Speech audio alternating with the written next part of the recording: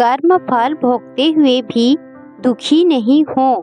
एक राजा बड़ा धर्मात्मा, न्यायकारी और परमेश्वर का भक्त था।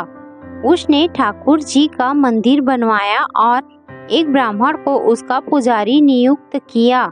वह ब्राह्मण बड़ा सदाचारी, धर्मात्मा और संतोषी था। वह राजा से कभी कोई याचना नहीं करता था। राजा भी उसके स्वभाव पर बहुत प्रसन्न था। उसे राजा के मंदिर में पूजा करते हुए 20 वर्ष गुजर गए। उसने कभी भी राजा से किसी प्रकार का कोई प्रश्न नहीं किया। राजा के यहाँ एक लड़का पैदा हुआ। राजा ने उसे पढ़ा लिखा कर विद्वान बनाया और बड़ा होने पर उसकी शादी एक सुंदर राजकन्या के साथ करा दी। शादी करके जिस दिन राजकन्या को अपने राजमहल में लाए, उस रात्रि में राजकुमारी को नींद न आई। वह इधर उधर घूमने लगी। जब अपने पति के पलंग के पास आई तो क्या देखती है कि हीरे जवाहरात जड़ित मूठे वाली एक तलवार पड़ी है। जब उस राजकन्या ने देखने के लिए वह तलवार मान में से बाहर निकाली, तब तीक्ष्ण धार वाली और बिजली के समान प्रकाश वाली तलवार देखकर वह डर गई। वह डर के मारे उसके हाथ से तलवार गिर पड़ी और राजकुमार की गर्दन पर जा लगी। राजकुमार का सिर कट गया और वह मर गया। राजकन्या पति के मरने का बहुत शोक करने लगी। उसने परमेश्वर से प्रार्थना की कि हे प्रभु, मुझसे अचानक यह पाप कैसे हो गया? पति की मृत्यु मेरे ही हाथों हो गई। आप तो जानते ही हैं, परंतु सभा में मैं सत्य न कहूँगी, क्योंकि इससे मेरे माता पिता और सास ससुर को कलंक लगेगा तथा इस बात पर कोई विश्वास भी न करेगा। प्रातः काल मैं जब पुजारी कुएं पर स्नान करने आया तो राजकन्या ने उसको देखकर विलाप करना शुरू किया और इस प्रकार कहने लगी, मेरे पति को कोई मार गया। लोग इकट्ठे हो गए और राजा साहब आकर पूछने लगे, किसने मारा है? वह कहने लगी, मैं जानती तो नहीं कि कौन था, परंतु उसे ठाकुर जी के मंदिर में जाते देखा था। राजा समेत सब लोग ठाकुर जी के मंदिर में आए तो ब्राह्मण को पूजा करते हुए देखा। उन्होंने उसको पकड़ लिया और पूछा, तूने राजकुमार को क्यों मारा? ब्राह्मण ने कहा, मैंने राजकुमार को नहीं मारा। मैंने तो उनका राजमहल भी नहीं देखा है। इसमें ईश्वर साक्षी है। बिना देखे किसी पर अपराध का दोष लगाना ठीक नहीं। ब्राह्मण की तो कोई बात ही नहीं सुनता था। कोई कुछ कहता था तो कोई कुछ। राजा के दिल में बार बार विचार आता था कि यह ब्राह्मण निर्दोष हैं, परंतु बहुतों के कहने पर राजा ने ब्राह्मण से कहा, मैं तुम्हें प्राण दंड तो नहीं देता, लेकिन जिस हाथ से तुमने मेरे पुत्र को तलवार से मारा है, तेरा वह हाथ काटने का आदेश देता हूँ। ऐसा कहकर राजा ने उसका हाथ कटवा दिया। इस पर ब्राह्मण बड़ा दुखी हुआ और राजा को अधर्मी जान उस देश को छोड़कर चला गया। वहाँ वह खोज करने लगा कि कोई विद्वान ज्योतिषी मिले तो बिना किसी अपराध हाथ कटने का कारण उससे पूछूं। किसी ने उसे बताया कि काशी में एक विद्वान जोशी रहते हैं। तब वह उनके घर पर पहुंचा। जोशी कहीं बाहर गए थे। उसने उनकी धर्मपत्नी से पूछा, माता जी, आपके पति जोशी जी महाराज कहाँ गए हैं? तब उस स्त्री ने अपने मुख से अयोग्य, असहाय, दुर्वचन कहे, जिनको सुनकर वह ब्राह्मण हैरान हुआ और मन ही मन कहने लगा कि मैं तो अपना हाथ कटने का कारण पूछने आया था, परंतु अब इसका ही हाल पहले पूछूंगा। इतने में जोशी आ गए। घर में प्रवेश करते ही ब्राह्मणी ने अनेक दुर्वचन कहकर उनका तिरस्कार किया, परंतु जोशी जी चुप रहे और अपनी स्त्री को कुछ भी नहीं कहा। तदंतर वे अपनी गद्दी पर आ बैठे। ब्राह्मण को देखकर जोशी ने उनसे कहा, कहिए ब्राह्मण देवता कैसे आना हुआ? आया तो था अपने बारे में पूछने के लिए, परंतु पहले आप अपना हाल बताइए कि आपकी पत्नी अपनी जुबान से आपका इतना तिरस्कार क्यों करती हैं, जो किसी से भी नहीं सहा जाता और आप सहन कर लेते हैं। इसका कारण है यह मेरी स्त्री नहीं, मेरा कर्म है।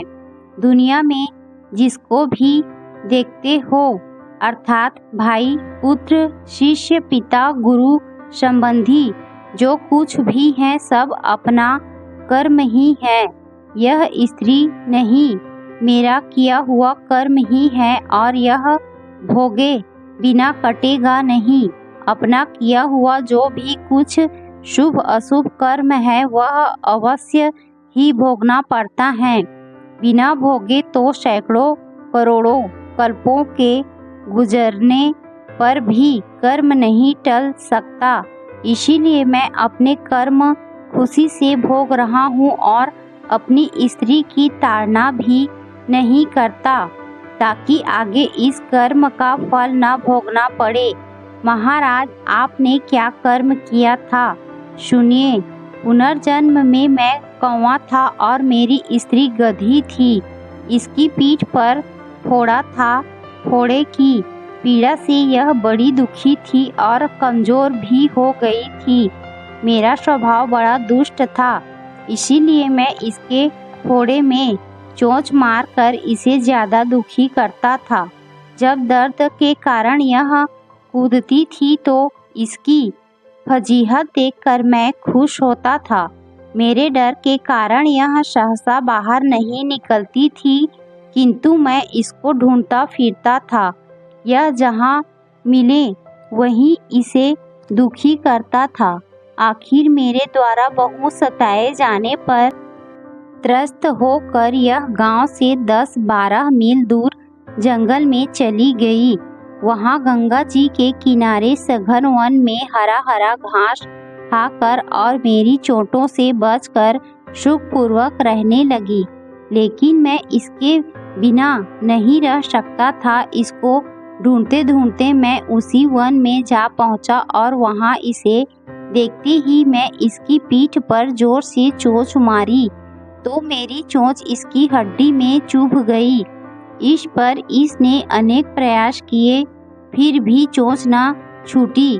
मैंने भी चोंच निकालने का बड़ा प्रयत्न किया, मगर न निकली। पानी के भय से ही यह दुष्ट मुझे छोड़ेगा ऐसा सोचकर यह गंगा जी में प्रवेश कर गई, परंतु वहां भी मैं अपनी चोंच निकाल ना पाया। आखिर में यह बड़े प्रवाह में प्रवेश कर गई।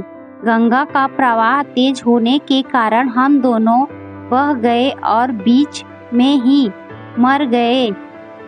तब गंगा जी के प्रवाह से यह तो ब्राह्मणी बनी और मैं बड़ा भारी जोशी बना। अब वही मेरी स्त्री हुई जो मेरे मरण पर्यंत अपने मुख से गाली निकालकर मुझे दुख देगी और मैं भी अपने पूर्व कर्मों का फल समझकर सहन करता रहूँगा। इसका दोष नहीं मानूंगा, क्योंकि यह किए हुए कर्मों का ही फल है। इसीलिए मैं शांत रहता हूँ। अब अपना प्रश्न पूछो। ब्राह्मण ने अपना सब समाचार सुनाया और पूछा, अधर्मी पापी राजा ने मुझे निरपराध का हाथ क्यों कटवाया?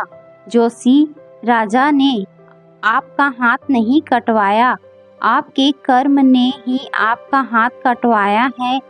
किस प्रकार पूर्व जन्म में आप एक तपस्वी थे और राजकन्या गौ थी तथा राजकुमार कसाई था। वह कसाई जब गौ को मारने लगा तब गौ बेचारी जान बचाकर आपके सामने से जंगल में भाग गई। पीछे से कसाई आया और आपसे पूछी कि इधर कोई गाय तो नहीं गया है। आपने प्रण कर रखा था कि झूठ नहीं बोलूँगा, अतः जिस तरफ गौ गई थी उस तरफ आपने हाथ से इशारा किया तो इस कसाई ने जाकर गौ को मार डाला। गंगा के किनारे वह उसकी चमड़ी निकाल रहा था।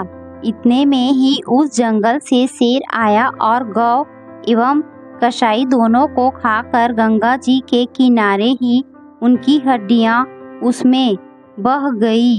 गंगा जी के प्रताप से कसाई को राजकुमार और गौ को राजकन्या का जन्म मिला एवं पूर्व जन्म के किए हुए उस कर्म ने एक रात्रि के लिए उन दोनों को इकट्ठा किया, क्योंकि कसाई ने गौ को हंसिए से मारा था। इसी कारण राजकन्या के हाथों अनायास ही तलवार गिरने से राजकुमार का सिर कट गया और वह मर गया। इस तरह अपना फल देकर कर्म निवृत्त हो गया। तुमने जो हाथ का इशारा रूप कर्म किया था, उस पाप कर्म ने तुम्हारा हाथ कटवा दिया है। इसमें तुम्हारा ही दोष है, किसी अन्य का नहीं। ऐसा निश्चय कर शुभ पूर्वक रहो। कर्म फल का भोग टलता नहीं।